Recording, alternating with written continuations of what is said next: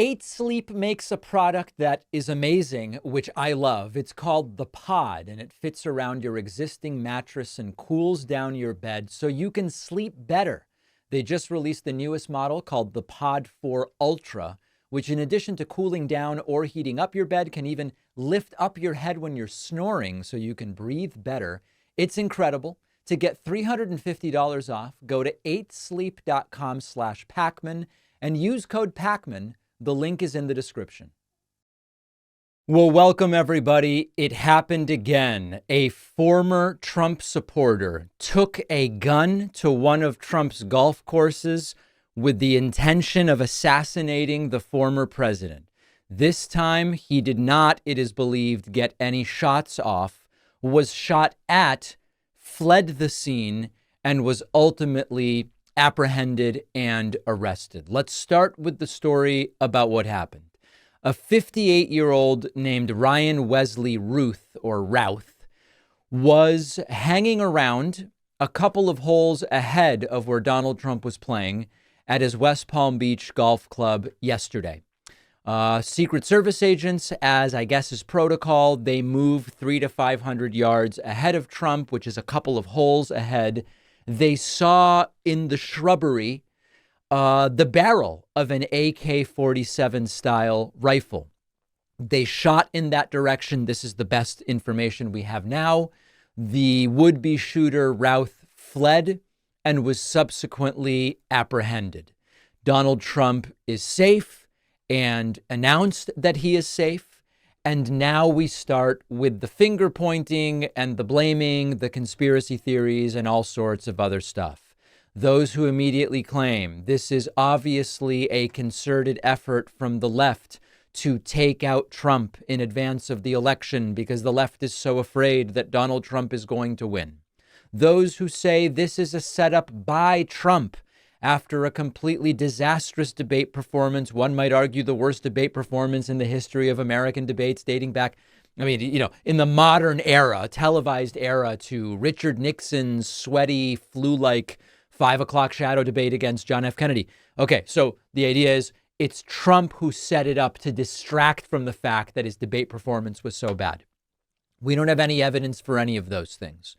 What we have evidence for right now is that the would-be shooter, the would-be assassin of Trump, supported Donald Trump in 2016, but then through some combination of radicalization and maybe mental illness and ready access to guns, turned on Trump and decided that he wanted to solve a political problem with a gun. In 2020, Routh voiced his dissatisfaction by tweeting, quote, "Donald Trump, while you were my choice in 2016, I and the world hoped that President Trump would be different and better than the candidate. But we all were greatly disappointed, and it seems you are getting worse and devolving. You are retarded. I will be glad when you gone." So what we have right now, and I understand that the MAGAs are saying the social media trail is fake. This is clearly some far leftist because he supported Ukraine against Russia. Most of the world supports Ukraine against Russia. All of the evidence is this was a Republican who was disillusioned with Trump for not being enough of whatever it was that he had hoped. Not an altogether different picture from the other guy who tried to kill Donald Trump. What did Donald Trump say in reaction? Well, he posted to Truth Social, quote, "I would like to thank everyone for your concern and well wishes. It was certainly an interesting day. Most importantly, I want to thank the U.S. Secret Service, Sheriff Rick Bradshaw, and his Office of Brave and Dedicated Patriots, and all of law enforcement for the incredible job done today at Trump International in keeping me, as the 45th president of the United States and the Republican nominee in the upcoming presidential election, safe. The job done was absolutely outstanding. I am very proud to be an American." So, as kind of always seems to be the case in these scenarios, there is never an appetite to talk about the widespread availability and ready access to all sorts of killing machines, AK-47 style rifles, et cetera, et cetera. That, I mean, it's almost like you're not even allowed to talk about that. Allowed, I don't mean anybody is physically saying do not talk about it, but what I mean is it's not an acceptable part of the discourse to the American right wing, period. Secondly, they immediately want to talk about mental illness. Now, you can make the case that anyone willing to even think and go forward in trying to carry out an action like this has some element of mental illness, but that doesn't mean they don't understand that what they are doing is wrong and illegal. And of course, the focus on mental illness often comes from people who stigmatize mental health problems and don't want to properly fund making it easier and more socially acceptable for people to deal with those mental health problems. And then, of course, number three, the conspiracy theories. Now, there is one specific thing I want to address as far as that goes.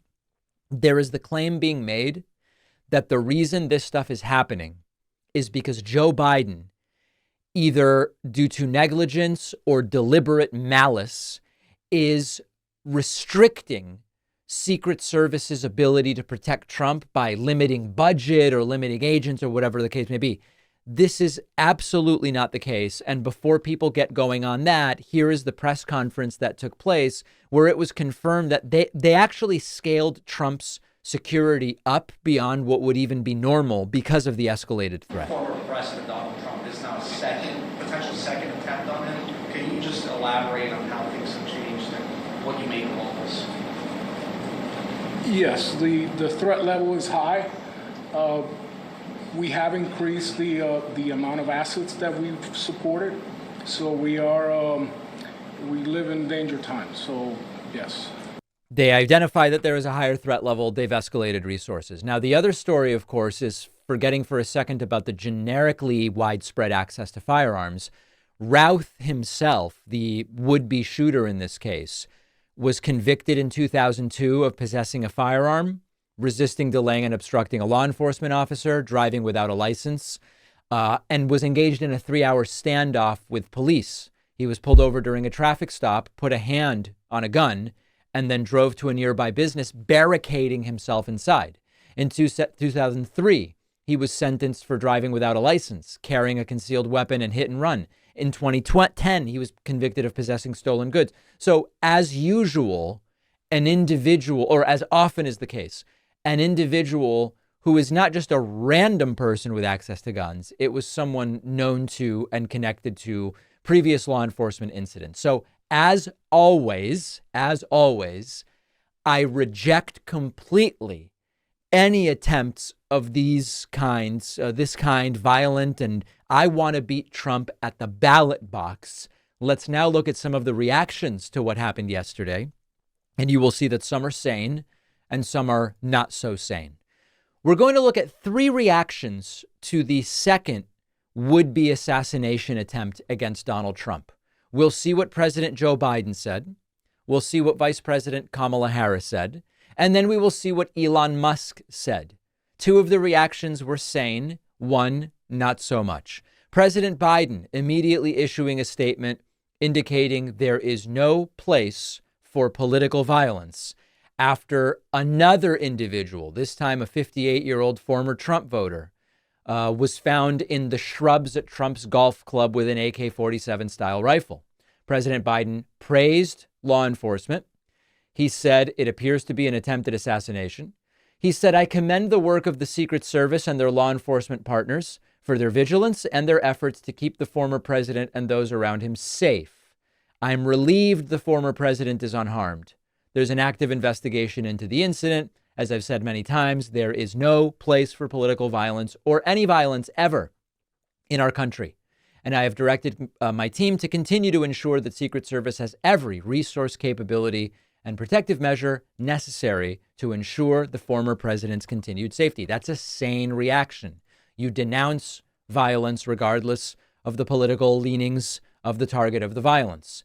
Vice President Kamala Harris, potentially the next president of the United States, expresses relief that Donald Trump is safe. The Hill reports that she said, quote, I have been briefed on reports of gunshots fired near former President Trump and his property in Florida, and I am glad he is safe. Violence has no place in America. That is a very clear and sane reaction. On the other hand, Elon Musk reacted by saying No one is even trying to assassinate Biden/Kamala, followed by the thinking face emoji. He then deleted that tweet, and he explained it was yet another one of these jokes that nobody understood, posting 2 additional explanatory tweets saying, quote, well, one lesson I've learned is that just because I say something to a group and they laugh doesn't mean it's going to be all that hilarious as a post on X. I guess Elon must have said that to a group of people in person and they all laughed, which, as we know, if you're a billionaire and you have people around you, they'll laugh at almost anything you say because they're sucking up to you. Anyway, so he said, when I posted it to X, it didn't get as good of a reaction. And then again, posting to Twitter, quote, turns out that jokes are way less funny if people don't know the context and the delivery is plain text. So clearly blaming the vagaries of communicating jokes and sarcasm on social media absent context and tone or something like that. And of course, immediately correctly identified as, hey, you know what? You might end up inciting violence. You might end up actually generating such attempts against Joe Biden, Kamala Harris, Tim Walz, etc. by making this kind of post. He has an insanely large audience and a completely irresponsible thing to say. So there were the reactions, 2 sane, 1 not so sane, to the second failed assassination of Donald Trump.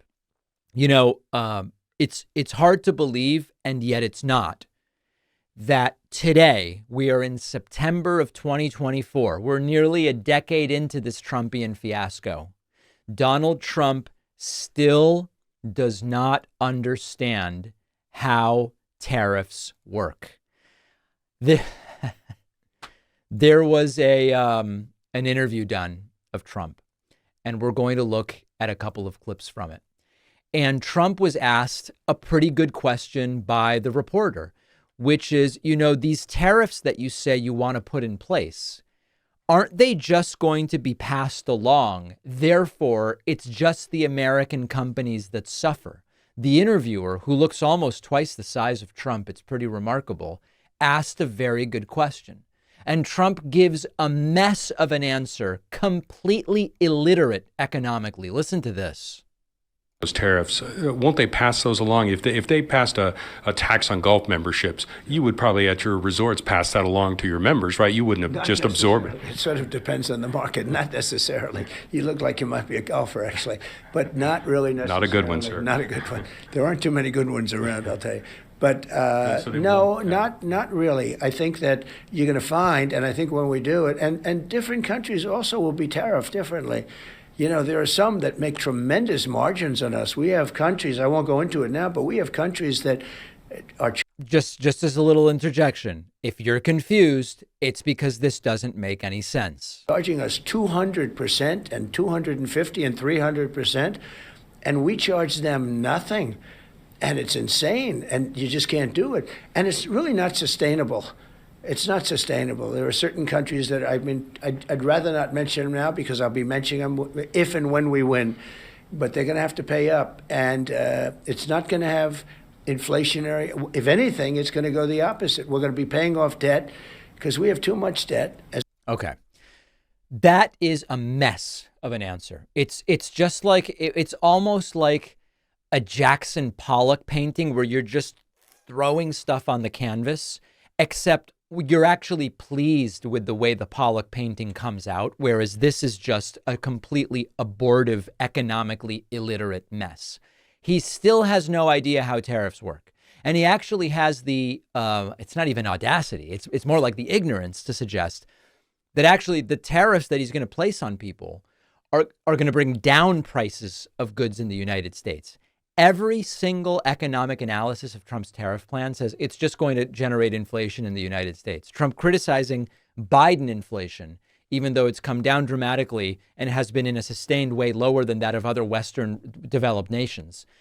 His plan actually would generate more inflation. Now, there's a couple of reasons that you might use tariffs as a tool if they're well calibrated and well thought out. One of them is by putting tariffs, for example, on a Chinese good, you would encourage American companies that need that good to either go and get it from a different country to avoid the tariffs, therefore hurting China economically, which might be your goal, or you would encourage the American company to get it domestically, get that good domestically, which is a fine idea. The problem with that idea, there's 2 or 3 different problems. Number one, from a practical perspective, it can take years, if not decades, to realign and restructure supply chains such that some of the things we've been getting from China for 40 years, we can now manufacture in the United States. So in the short and even medium term, you're just costing money to American companies, which they pass on to the consumers. The second sort of problem with the idea of doing this, in addition to it takes time to realign those supply chains, is that it will still cost more even when manufactured in the United States. Now, you could say, I'm fine with that. I'm fine with things costing more to manufacture domestically because I think it's good for the country. Totally legitimate position to take. The problem is that, and this is not a Republican or Democratic thing, for decades, our elected officials have decided implicitly that we would rather the cheap stuff from China. We, of course, we might not necessarily be best suited, but we could make the things we get from China in the United States. But everything would cost way more. And Americans would say, wait a second, I don't have more to pay for this stuff. I don't want to pay more for some of this Chinese stuff. So at the consumer level, Americans, even though we say, oh, what about bringing the jobs home? Sounds good. We don't actually want to pay the prices that would require. So Trump obviously clueless here, altogether clueless, but it's also important to remember that even if he weren't clueless, the idea is very much not in line with what Americans and our elected officials have decided we're going to do, which is we want to keep the prices down by going offshore. Now, Trump was also asked during this very weird interview, what would you say to an anti-Trump Republican? And there are many of them. What would you say to an anti-Trump Republican to get them to vote for you? Trump brings up China. It's really weird. One last question, Mr. President. I know you have to go.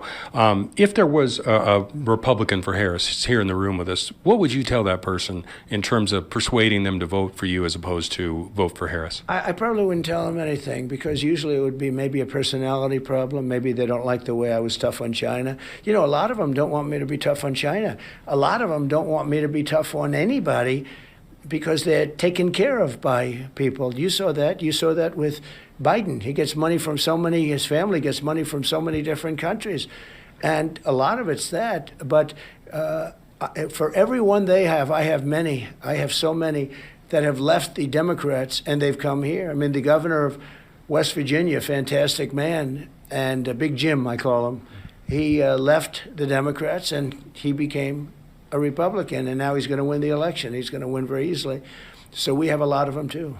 Yeah, not really an answer, of course, but it should be noted that while President Trump's businesses received millions of dollars from China, I don't know that that's really a concern with Kamala Harris. So a bizarre interview, and it was a really, really bad weekend for Donald Trump. We're going to take a break, then I'll tell you more about it. Also, not a particularly good week for Jill Stein, not someone I typically talk about on the show, but I do want to talk about her a little bit. So make sure you're subscribed to the YouTube channel, pushing forward to 3 million YouTube subscribers. We will take the quickest of breaks and continue. Our sponsor, 8 Sleep, is the creator of the Pod, which can be added to your existing mattress like a fitted sheet to automatically cool down or warm up each side of your bed, and in turn improve your sleep quality dramatically. Meet their newest model, 8 Sleep's Pod 4 Ultra. It cools, it heats, and now it can elevate your head automatically. Pod 4 Ultra can cool down each side of the bed to 20 degrees below room temperature, keeping you and your partner cool even in a heat wave.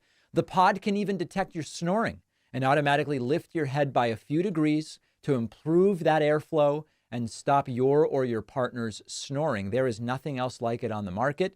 I've been using 8 Sleep products for a long time, and it's one of the few things in my house that I couldn't go without now. Pod 4 Ultra also introduces an adjustable base that fits between your mattress and your bed frame to add reading and sleeping positions to help you unwind at night. Go to 8sleep.com/Pacman and use code Pacman to get $350 off the Pod 4 Ultra. The link is in the description. The David Pakman Show is an audience-supported program. If you're hearing this message, you're not getting the full David Pakman Show experience, which you could be getting. Sign up at joinpakman.com. We do an extra show every single day for our paid members. It's called The Bonus Show. You'll also get access to commercial-free audio and video streams of the show and so many other great member perks, including just getting the show before everybody else every single day. So I invite you, go to joinpakman.com. You can use the coupon code SAVEDEMOCRACY24 to save quite a bit. They tell me it's to up to and including 50, 55, 60% off of the cost of membership. So check it out at joinpakman.com. There is a very interesting interview that took place on The Breakfast Club. Perennial Democratic/Green Party candidate Jill Stein, I should say left-wing Green Party candidate Jill Stein, appeared on The Breakfast Club. And Angela Rye, the longtime Democratic strategist, was also on The Breakfast Club. Now, I don't think it will come as a surprise to my audience that I have not seen Jill Stein as a serious person for a very long time. In fact, Jill Stein may be specifically to blame or credit for numerous Republican wins. I'll give you the math of that in a moment. There is a small slice of my audience, sort of like happened with Tulsi Gabbard, sort of like has happened to some with Jimmy Dore, where they have come to believe that the place where real left-wing values are represented and that the sorts of people that actually have the best interests of the country in mind are people like Jill Stein. Now, I happen not to believe that. I think she is not only running unserious campaigns, I think she's fundamentally an unserious person. And Angela Rye really exposed that. Take a look at the first minute or so of the interview. The only thing that I would say to you is I think it's very dangerous rhetoric to say there are two sides of the same coin. I do think it's important for us to dangerous understand. To the Democrats, yes. I think it's dangerous to all of us, actually. Yeah, I don't have that privilege. We disagree.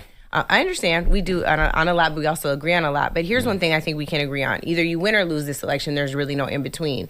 Dr. Stein, in 2002, you ran for governor of Massachusetts and you lost. In 2004, you ran for state representative in Massachusetts and you lost. In 2006, you ran for Secretary of the Commonwealth. You also lost. In 2010, you ran for governor again, this time against the first black governor in Massachusetts, Deval Patrick. You lost. In 2012, you ran against this country's first black president, and you got just less than 0.5% of total votes cast. In 2016, you ran against Donald Trump and Hillary Clinton, losing significantly with 1.4 million votes cast for you, but 0 electoral college votes, which I agree with y'all needs to be abolished. But 136 million people voted. And you lost that election as well. So I want to know what the pathway to victory is for you in 2024. It can't just be. Now, I'd like to provide a different frame. Shut your mouth. Watch your fucking mouth. I want to provide. And I also. Can I respond, please? May I respond? Go ahead, Angela. Go ahead. Well, I would like to respond. Yeah. This is the framing of the empire and the oligarchy and white supremacy and colonialism, which wants you to feel that resistance is futile. There you go. She immediately says what Angela Rye just laid out is the view of white supremacy and colonialism and oligarchy and empire. Those are meaningless buzzwords that Jill Stein and the movement around her, and this is why I'm not a Green Party guy, because they love doing this stuff, they will weaponize those talking points against you, no matter who you are and no matter what you say, if you express opposition to what they're doing and point out their political incompetence.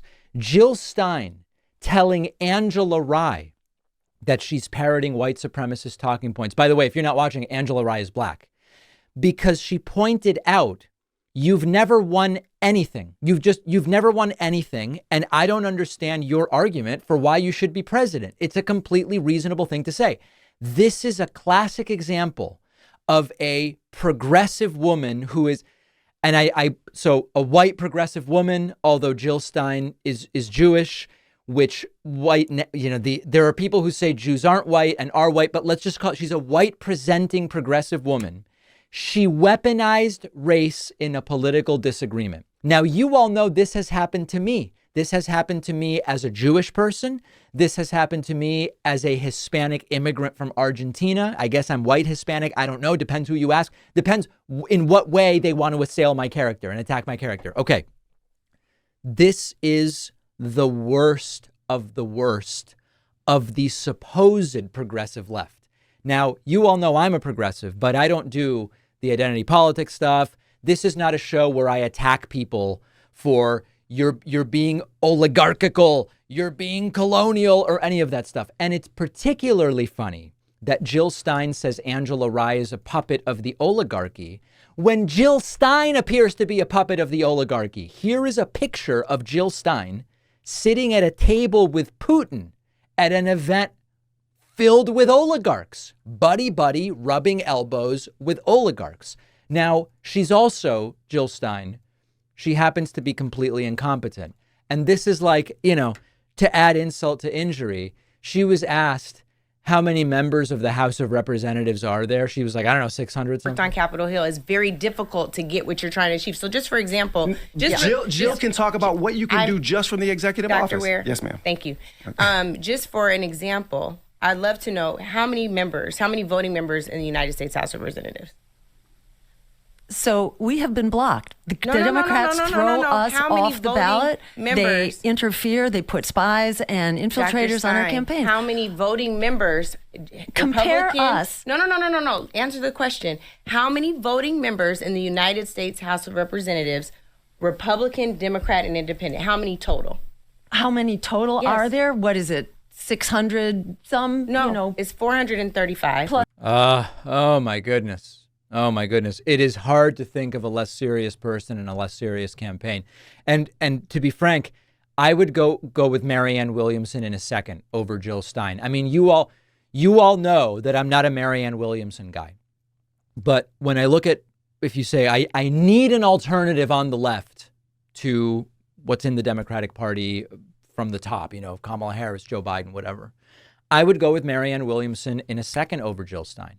Marianne is way more genuine in her intentions. Marianne is way more knowledgeable. And Marianne is way more competent. Now, I've said before, I still think when the option was Biden versus Marianne in 2020, I still thought Biden was the better option. But Jill Stein doesn't even seem to know the damage and the chaos that follows her. And by the way, I don't think it's crazy to mention that in 2016, Jill Stein, you remember how small the margins were in Wisconsin, Pennsylvania, and Michigan, which turned the election from Hillary to Trump. In Wisconsin, Pennsylvania, and Michigan, Jill Stein got very few votes, but just slightly more than the margin of victory for Trump. And one could argue that without Jill Stein, we would have had President Hillary Clinton, and we would have Roe v. Wade right now. And we're supposed to believe that Jill Stein is the one who really has the best interests of the left at heart. So I think Angela Rye did a great job. Come on, David, you're supporting Angela Rye because she's a tool of the Democratic Party, which pays you. I've never been a Democrat. I don't get any money from the Democratic Party. I think Angela Rye pointed out the sad and incompetent nature of Jill Stein and her perpetual and perennial losing campaigns. A very sick-looking Donald Trump appeared visibly confused at a really weird press conference that he did in California. Now, the topic of Laura Loomer has started to become a problem for Donald Trump. There are rumors that Trump, of course, estranged from Melania, is in a sexual, that's the way I heard it said, it's weird, relationship with Laura Loomer. Trump increasingly being asked about her and just kind of acts confused. Whether he is confused, let's see if we can figure it out. Your Republican colleagues or your allies who are concerned about your close relationship with Laura Loomer? Well, I don't know what they would say. Laura's been a supporter of mine, just like a lot of people are supporters, and she's been a supporter of mine. She speaks very positively of the campaign. I'm not sure why you asked that question, but Laura is a supporter. I don't control Laura. Laura has to say what she wants. She's a free spirit. Well, I don't know. I mean, look, I can't tell Laura what to do. Laura's a supporter. I have a lot of supporters. It's funny because he tells everybody what to do, even his supporters. But I don't know what exactly you're referring to. That's okay. Yeah, please. I just don't know. Laura's a supporter. I don't know. How much is she a supporter? Could he, I would like for him to clarify. Is Laura a supporter? He does seem kind of nervous about the answer. I don't know that it's proof that he is engaged in a romantic relationship with Laura Loomer, but there will be time for that. But remember, the man of the evangelical Christians, right? Number of divorces, number of affairs, porn stars, potentially engaged right now in an extramarital relationship. Trump asked during another element of this stop, do you denounce the bomb threats in Springfield? Now, here's what's going on.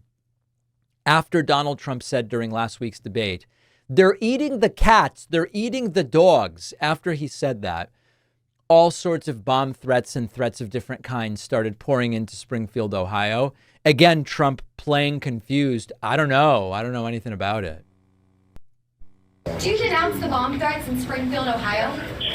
I don't know what happened with the bomb threats. I know that it's been taken over by illegal migrants, and that's a terrible thing that happened. Springfield was this beautiful town, and now they're going through hell. It's a sad thing. Not going to happen with me, I can tell you right now. So I assume Trump's lying about not knowing anything about it. I assume Trump now knows that the individuals he claims are eating dogs and cats are not illegal migrants. And I assume he knows at this point that terrible things haven't been happening at the hands of this group of Haitians who are not illegal migrants. But he is stoking more terror. That's what he's doing. And I can only imagine that the chaos in Springfield is going to continue thanks to Donald Trump. At another moment during this press conference, a reporter said to Trump, you know, all of this stuff has been debunked, but yet they're getting bomb threats. And then Trump basically just changes topic and talks about the border. The mayor of Springfield, Ohio, the police chief, the Republican governor of Ohio have all debunked this story about people eating pets. And now there are bomb threats at schools and kids being evacuated. Why do you still spread this false story? The real threat is what's happening at our border, because you have thousands of people being killed by illegal migrants coming in and also dying. You have women dying as they come up. They're coming up in large groups. We call it a caravan. I think I came up with that name, but it's really what it is. 10,000, 15,000, 20,000. So Trump completely changing the subject altogether. He really doesn't want to talk about the cats and dogs fiasco. And then finally, just as a sign of the delusional nature of this guy, Trump said if the votes were counted honestly in California, he would win California, which I know we're also desensitized to this sort of thing. Trump loses California every time by millions of votes. And the idea that if the counters were doing their job right, Trump would win California, it's arguably crazier than the cats and dogs thing. You have a very dishonest system over here. If I ran with an honest vote counter in California, I would win California. But the votes are not counted honestly. It's a very dishonest system that you have. Yeah. Of course, the real reason Trump loses California is overwhelmingly filled with Democrats and not Republicans. And it goes back decades that Republicans don't win California. But no, it always has to be special. I would be the winner here and in Minnesota and in New York and in New Jersey. It seems that as far as Trump's concerned, if the votes were counted correctly, he'd win every state other than maybe Delaware because Joe Biden's from Delaware. Delusional. And the cult around him just nods and they go, yeah. No, that's the way it is. So let's take a quick break. Make sure you've pre-ordered my forthcoming book, The Echo Machine, at davidpakman.com/echo. I don't know how many of you are familiar with the Latin music star Nicky Jam. I actually used to sort of be a fan of Nicky Jam's.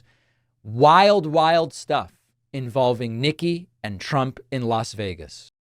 Don't forget that the best way to support the David Pakman Show is by becoming a member, which gives you access to the daily bonus show, the regular show with no commercials. You also get access to our entire archive of every episode dating back a really long time, and plenty of other awesome membership perks, go to joinpacman.com. Joinpacman.com. In an incident of wild misgendering, the confused and feeble failed former President Donald Trump, rallying in Las Vegas, Nevada, referred to a man with face tattoos as she and said that she is super hot. Oh my goodness, how do these things keep happening? Donald Trump did a completely off-the-wall rally in Las Vegas, Nevada. I call it a turbo glitching rally, where Trump glitched extraordinarily badly. There is a Latin music superstar, Nicky Jam, who I admit, I kind of am a fan of Nicky's music, although now I'm having to sort of say, what the hell is going on here? Trump, I guess, was told that Nicky was in the audience and says that she is super hot. Then a dude with face tattoos comes up onto the stage. Okay, take a listen to this. Latin music superstar, Nicky Jam. Do you know Nicky? She's hot. She is super hot. Where's Nicky? Where's Nicky? Thank you, Nicky. Great to be having you here. Now you have to get, oh, look. Come here. Come here. I'm glad he came up. There you go. Trump going, whoa, you are super hot. I love the face tattoos. And then Nicky explaining, including in Spanish, why he is supporting Donald Trump. Han pasado 4 años y no ha pasado nada. So his reasoning for supporting Trump is 4 years have gone by and nothing's happened. I guess suggesting Biden didn't get the things done that were on Nicky's political agenda. Necesitamos a Trump. Let's make America great again. And then he said, we need Trump. We really, really need Trump. So a wild misgendering in Las Vegas and continued glitching and stumbling. Trump talking about SNCC. Now you might be saying, SNCC? What are you talking about? Is that like from Nickelodeon when we were growing up? No. The failing New York Times today reports this vicious Venezuela prison gang is, quote, SNCC. It sneaked. There you go. SNCC with the shoulder twitch. Very, very strange stuff. Trump again suggesting that Kamala Harris got the questions in advance for the debate. Sorry with that. Did she get the questions? You think? So I hear she got the questions, and I also heard she had something in the ear, a little something in the ear. No, Kamala, do this. Say it this way, Kamala. Okay, be quiet. Kamala Harris. The reason I love that he says she got the questions in advance is everybody had the damn questions. Everybody knew, hey, you know what? Ukraine's going to come up. Abortion's going to come up. The believability of the results or voting integrity is going to come up. They all had the questions. She actually prepared in a way that made sense, rather than Trump preparing for things that didn't happen or going off script or whatever the case may be. And of course, Trump always latches on to he said she had a little something in her ear. Kamala Harris had earrings, and I think they identified exactly what earrings they are. But someone on Twitter said, oh, they look like these other earrings that contain an earpiece in them or something like that. Trump addressing his mispronunciations of Kamala's name. And this is, as usual, everything has a second layer on where it goes wrong. Some of you may recall that Trump's been calling Kamala Kamabla in some of his Truth Central posts. He seems to misremember that he was actually using the word Kambabla, but he was actually calling her Kamabla. There's 3 ways in which Trump's confused. Hey, where's Harris? They know Kamala. They know Kambabla. That was the nickname I used for a while, but I don't use it anymore because everyone thought I was just mispronouncing her name. I wasn't. Kambabla. And he is so feeble, his mind is so gone, that he's forgotten. He wasn't calling her Kambabla. He was calling her Kamabla. And of course, the crowd is confused. The crowd is bored. People are leaving. It's all endlessly confusing. We then get to, let me just make up lies about the Harris policy platform. And he, of course, says with no evidence that she wants to bring back the military draft. Anybody like to be drafted in the audience? Because that's what they're doing. She's already talking about bringing back the draft. She wants to bring back the draft and draft your child and put him in a war that should never have happened. Remember, anybody... Yeah, there is no evidence whatsoever. Kamala Harris has no such plan to draft your kids. And finally, Trump ending on a weird sing-song kind of thing. And as usual, we don't know if this is something he's doing on purpose, if he is kind of getting disoriented. You'll see that he's really gripping the lectern very aggressively and just drenched in sweat at this point. We don't know, but he's doing a weird sing-song. Really weird ending to his speech. Together we will make America powerful again. Make America wealthy again. Make America healthy again. Make America strong again. Make America proud again. Make America safe again. Make America free again. We will make America great again. Thank you very much, Nevada.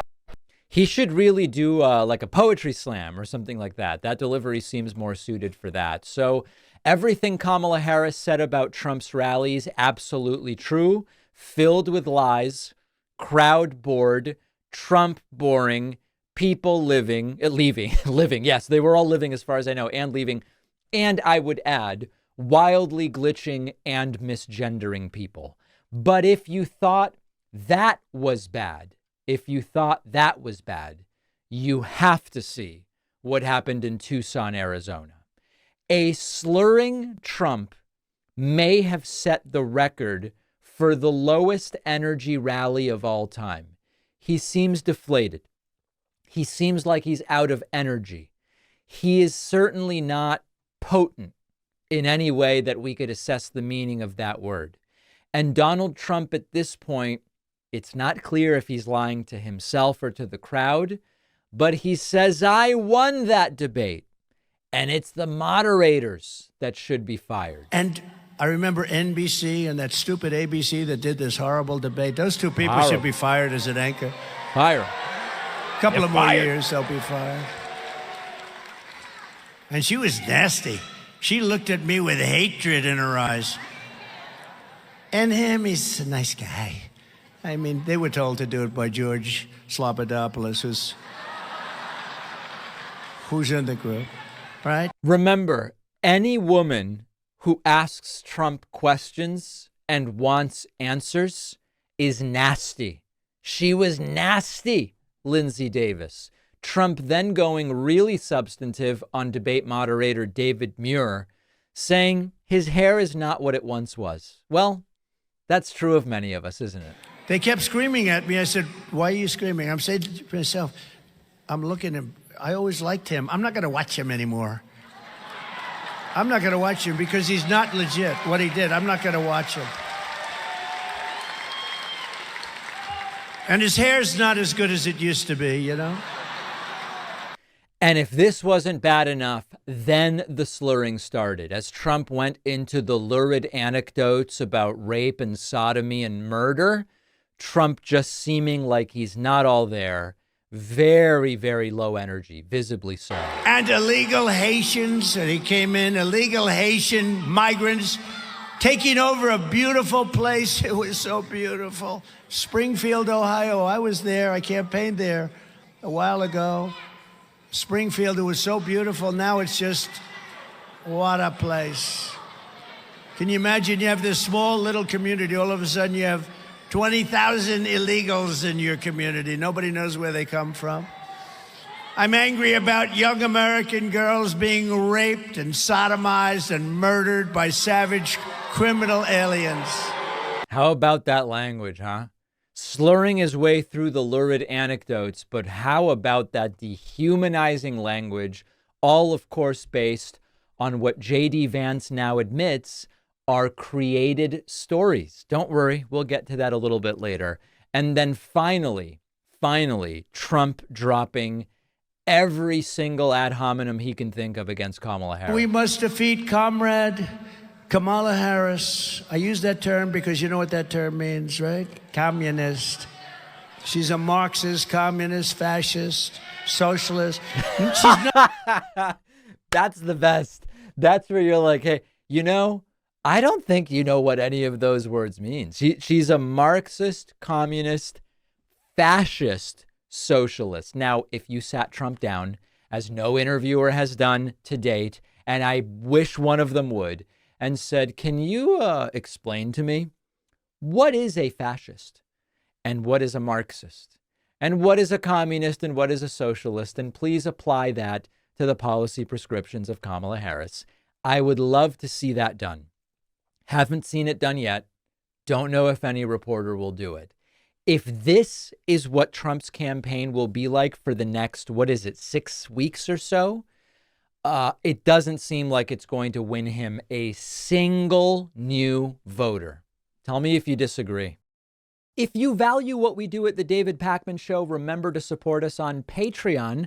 Go to patreon.com/David Pakman Show, where you can get access to behind the scenes videos, the daily bonus show, the commercial-free daily show. You can support the show for as little as $2 a month. Check it out at patreon.com/David Pakman Show. Rapidly failing vice presidential candidate J.D. Vance not only admitted that the cats and dogs being eaten by Haitian stories was a story he created. We might understand that as being made up, as being imaginary, as being not true. Okay, not only did he say these are created stories, he insisted that he's right to create them in order to bring attention to. You've got to see this. Yesterday, J.D. Vance appeared on CNN with Dana Bash, and he says he and Trump must create these stories so that people pay attention.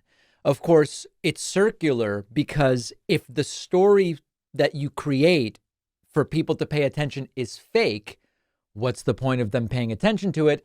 Only to lie to people because you think it'll make them vote for you. It's wild. Check this out. Just once and for all, you again started this in part by saying that, at which Donald Trump repeated on the debate stage, that, and he didn't say anything about the policies that you're talking about. He just said Haitians are eating dogs and cats. Can you affirmatively say now that that is a rumor that has no basis with evidence?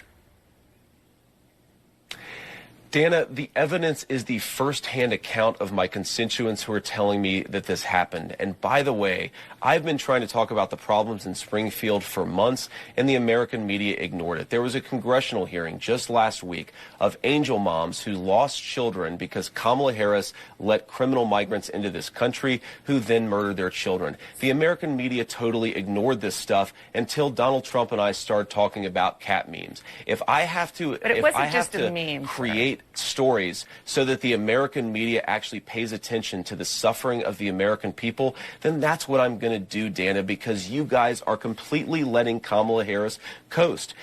If I have to create stories to get you to pay attention, then that is exactly what I will do. Wow. Should be uniquely disqualifying, but he might be the next vice president. You had one interview with her. You talk about pushing back against me, Dana. You didn't push back against the fact that she cast the deciding vote on the Inflation Reduction Act, which is why a lot of Americans can't afford food and housing. You just said that you're creating a story. Public policy. Sir, you just said that you're creating the story. What's that, Dana? You just said that this is a story that you created. So then the eating dogs and cats thing is not accurate. Dana, it comes from firsthand accounts from my constituents. I say that we're creating a story, meaning we're creating the American media focusing on it. I didn't create 20,000 illegal migrants coming into Springfield thanks to Kamala Harris's policies. Her policies did that, but yes, we created the actual focus that allowed the American media to talk about this story and the suffering caused by Kamala Harris's policies. Wow. You know, there was a picture floating around, supposed proof there was a black guy carrying 2 dead geese. Now you might say, whoa, hold on a second. Wait a second, David. Illegal Haitian migrants eating dogs and cats and a picture of a black guy carrying 2 dead geese. That doesn't seem like the same thing. And not only are you right, it appears as though the black guy carrying the 2 dead geese is not only American, not Haitian, but he's an employee of some agency and he was dealing with like a wildlife call about 2 dead geese. It's absolutely stunning and surreal that they just say this stuff. Listen, if I have to create it to get people to pay attention, I will. And people go, yeah, it's true because the corporate media, they won't pay attention. So JD Vance is doing the right thing. He's creating it. He's putting the focus on it, but it's made up. And this continued. This got really, if you can, by the way, if you can believe it, this went on and on and on. Here's a piece of this from a different moment in the interview. Talked about some of the things that I've been talking about. Let me just say this. My constituents have brought approximately a dozen separate concerns to me.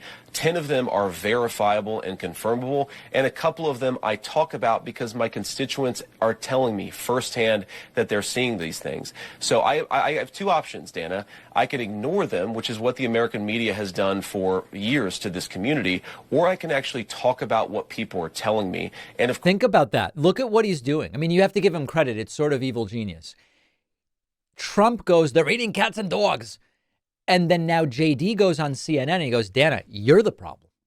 You're the problem. We have to do this because you won't talk about this story. And Trumpists go, yeah, that's right. Dana Bash is the problem. Of course, many of the things that the media says are completely baseless have since been confirmed. For example, I was told, Dana, that by the American media, that it was baseless that migrants were capturing the geese from the local park pond and eating them. And yet there are 911 calls from well before this ever became a viral sensation of people complaining about that exact thing happening. So my attitude is listen to my constituents. Sometimes they're going to say things that people don't like, but they're saying things that people don't like because their town has been overwhelmed, and it's my job to try to fight for them and to protect them. Kamala Harris opened the border, and now these people are suffering. All right, so you get the point. It's just on and on and on. This interview, not that we haven't talked about this before, but this interview reminded me in very stark relief how desensitized as a society we are to these completely outrageous statements and fabricated storylines. If we zoom out, we have Trump versus Harris. We have a disastrous presidential term from Trump and a perfectly fine presidential term from Biden and Kamala Harris. Things aren't perfect. We have problems to solve. It is still a country of 340 million people with complexity and poverty and all these different things. But it's like, it's kind of just been normal a little bit. And we have abstracted from that and a debate performance in which one of the 2 candidates couldn't even stay remotely on topic, screamed at his opponent, made up stories, eyes were darting all around like a crazed maniac. And now the story has become, well, there was a call about a goose, and here's a picture of this black guy we found carrying 2 geese, but he's American and actually works for like the wildlife people and has nothing to do with Haitians. And by the way, the Haitians aren't here illegally. And all of a sudden, it's the media that's the problem because you won't report about Haitians eating cats and dogs. And we've completely abstracted and from the core of all of this. And that's kind of their point. There's the idea that even Trump's supposed romantic relationship with Laura Loomer is a less damaging story to Trump than the complete failure at the debate. Now, I'm not saying that's my view, but what I'm saying is there are those who say that whether it's true or not, the point is to distract from the debate performance at its core.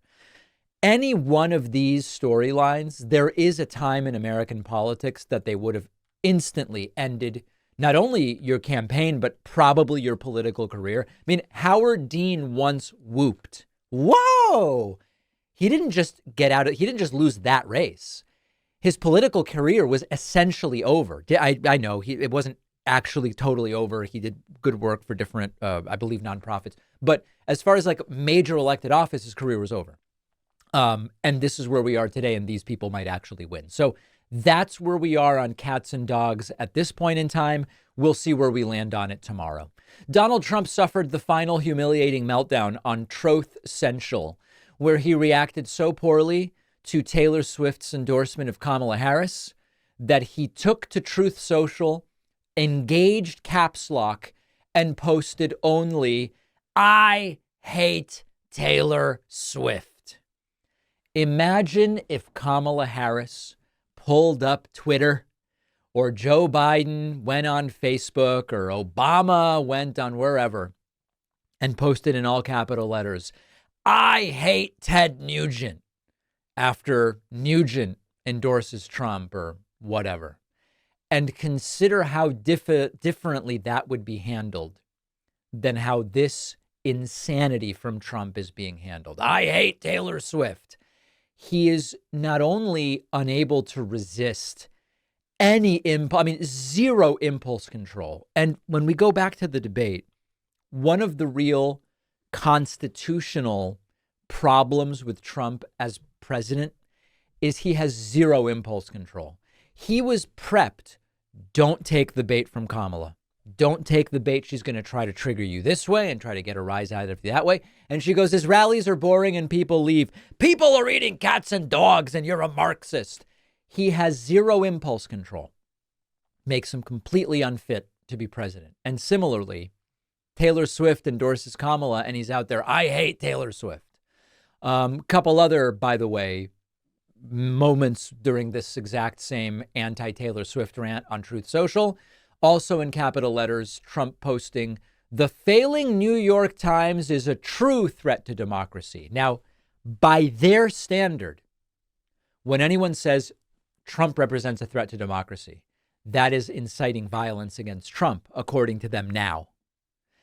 By that very standard, isn't Trump saying the New York Times is a threat to democracy, inciting violence against the New York Times? Trump continuing, "All rich, job-creating people that support Comrade Kamala Harris, you are stupid.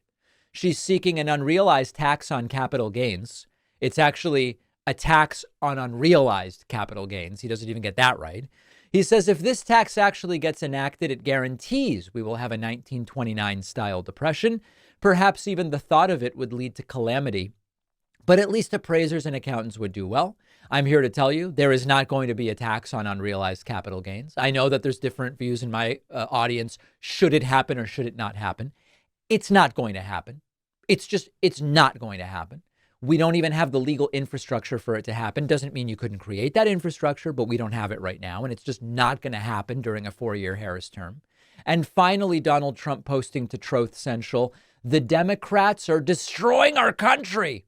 Reverse deportation immediately." And once again, if saying, hey, you know what? Trump presents a threat to some of the pillars of our democracy. That's not good. If that, they claim, is inspiring violence against Trump, then what about regularly saying Democrats are destroying our country? That has to be considered. Likewise, the incitement of violence against Democrats. Oh, no. I either don't understand it, or I'm misinterpreting it, or it's not what they meant, or it's not what he said, or it was a joke, or the fake news media misinterpreted it, or fill in the blanks. So Trump not taking the Taylor Swift endorsement of Kamala Harris well, to say the least. We have a fantastic bonus show for you today.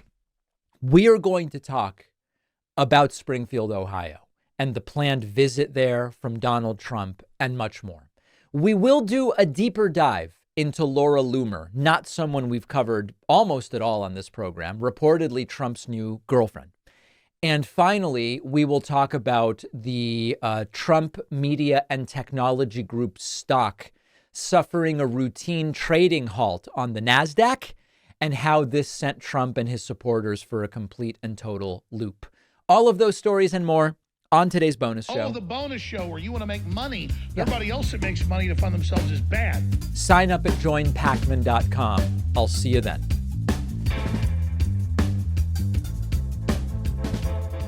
Thanks a lot for watching today's show. I just want to take a second to tell you about today's sponsors. 8 Sleep makes a product that is amazing, which I love. It's called the Pod, and it fits around your existing mattress and cools down your bed so you can sleep better. They just released the newest model called the Pod 4 Ultra, which in addition to cooling down or heating up your bed, can even lift up your head when you're snoring so you can breathe better. It's incredible. To get $350 off, go to 8sleep.com/Pacman and use code Pacman. The link is in the description.